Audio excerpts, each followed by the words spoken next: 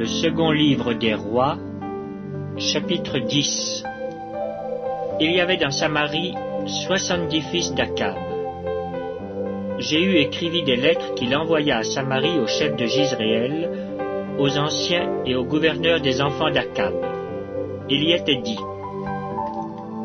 Maintenant, quand cette lettre vous sera parvenue, puisque vous avez avec vous les fils de votre maître, avec vous les chars et les chevaux, une ville forte et les armes, voyez lequel des fils de votre maître est le meilleur et convient le mieux. Mettez-le sur le trône de son père et combattez pour la maison de votre maître. Ils eurent une très grande peur et ils dirent: Voici, 2 rois n'ont pu lui résister. Comment résisterions-nous? Et le chef de la maison, le chef de la ville, les anciens et les gouverneurs des enfants envoyèrent dire à Jéhu: Nous sommes tes serviteurs, et nous ferons tout ce que tu nous diras. Nous n'établirons personne roi. Fais ce qui te semblera bon.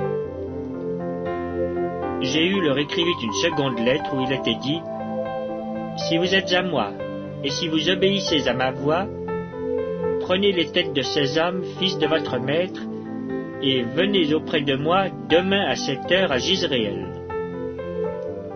Or les 70 fils du roi étaient chez les grands de la ville qui les élevaient. Quand la lettre leur fut parvenue, ils prirent les fils du roi, et ils égorgèrent ces 70 hommes. Puis ils mirent leurs têtes dans des corbeilles, et les envoyèrent à Jéhu à Jizréel. Le messager vint l'en informer en disant: Ils ont apporté les têtes des fils du roi. Et il dit: Mettez-les en 2 tas à l'entrée de la porte, jusqu'au matin. Le matin, il sortit, et se présentant à tout le peuple, il dit: Vous êtes justes. Voici, moi j'ai conspiré contre mon maître, et je l'ai tué. Mais qui a frappé tout ceci?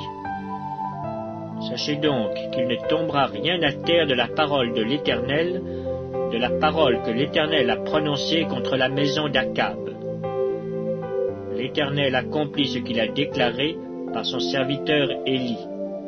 Et Jéhu frappa tous ceux qui restaient de la maison d'Akab à Jizréel, tous ses grands, ses familiers et ses ministres, sans en laisser échapper un seul. Puis il se leva et partit pour aller à Samarie. Arrivé à une maison de réunion des bergers sur le chemin, Jéhu trouva les frères d'Akazia, roi de Juda, et il dit: Qui êtes-vous? Ils répondirent: Nous sommes les frères d'Akazia, et nous descendons pour saluer les fils du roi et les fils de la reine. Jéhu dit: Saisissez-les vivants. Ils les saisirent vivants et les égorgèrent au nombre de 42 à la citerne de la maison de réunion. Jéhu n'en laissa échapper aucun. Étant parti de là, il rencontra Jonadab, fils de Récab, qui venait au-devant de lui. Il le salua et lui dit: Ton cœur est-il sincère, comme mon cœur l'est envers le tien? Et Jonadab répondit: Il l'est. S'il l'est, répliqua Jéhu, donne-moi ta main. Jonadab lui donna la main. Et Jéhu le fit monter auprès de lui dans son char et dit: Viens avec moi, et tu verras mon zèle pour l'Éternel. Il l'emmena ainsi dans son char. Lorsque Jéhu fut arrivé à Samarie, il frappa tous ceux qui restaient d'Akab à Samarie, et il les détruisit entièrement selon la parole que l'Éternel avait dite à Élie. Puis il assembla tout le peuple et leur dit: Akab a peu servi Baal, Jéhu le servira beaucoup. Maintenant, convoquez auprès de moi tous les prophètes de Baal, tous ses serviteurs et tous ses prêtres, sans qu'il en manque un seul, car je veux offrir un grand sacrifice à Baal. Quiconque manquera ne vivra pas. Jéhu agissait avec ruse pour faire périr les serviteurs de Baal. Il dit: Publiez une fête en l'honneur de Baal. Et ils la publièrent. il envoya des messagers dans tout Israël, et tous les serviteurs de Baal arrivèrent, il n'y en eut pas un qui ne vint. Ils entrèrent dans la maison de Baal, et la maison de Baal fut remplie d'un bout à l'autre. Jéhu dit à celui qui avait la garde du vestiaire, « Sors des vêtements pour tous les serviteurs de Baal. » Et cet homme sortit des vêtements pour eux. Alors Jéhu vint à la maison de Baal avec Jonadab, fils de Récab, et il dit aux serviteurs de Baal, « Cherchez et regardez afin qu'il n'y ait pas ici des serviteurs de l'Éternel, mais qu'il y ait seulement des serviteurs de Baal. » Et ils entrèrent pour offrir des sacrifices et des holocaustes. Jéhu avait placé dehors 80 hommes en leur disant, « Celui qui laissera échapper quelqu'un des hommes que je remets entre vos mains, sa vie répondra de la sienne. » Lorsqu'on eut achevé d'offrir les holocaustes, Jéhu dit aux coureurs et aux officiers, « Entrez, frappez-les, que pas un ne sorte. » Et ils les frappèrent du tranchant de l'épée. Les coureurs et les officiers les jetèrent là, et ils allèrent jusqu'à la ville de la maison de Baal.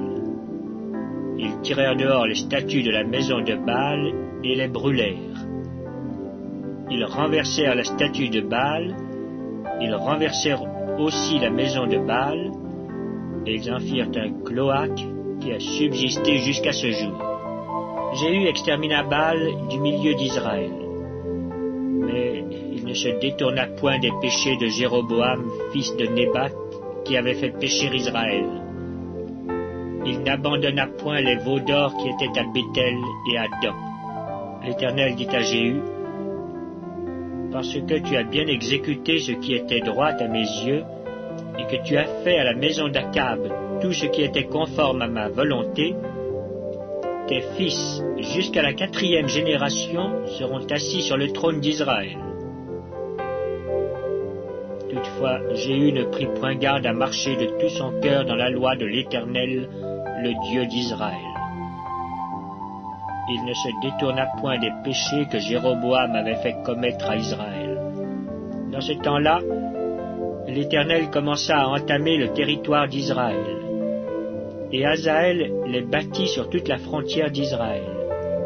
Depuis le Jourdain vers le soleil levant, il bâtit tout le pays de Galaad, les Gadites, les Rubénites et les Manassites, depuis Aroër sur le torrent de l'Arnon, jusqu'à Galaad et à Bazan. Le reste des actions de Jéhu, tout ce qu'il a fait et tous ses exploits, cela n'est-il pas écrit dans le livre des chroniques des rois d'Israël? Jéhu se coucha avec ses pères, et on l'enterra à Samarie. Et Joachaz, son fils, régna à sa place.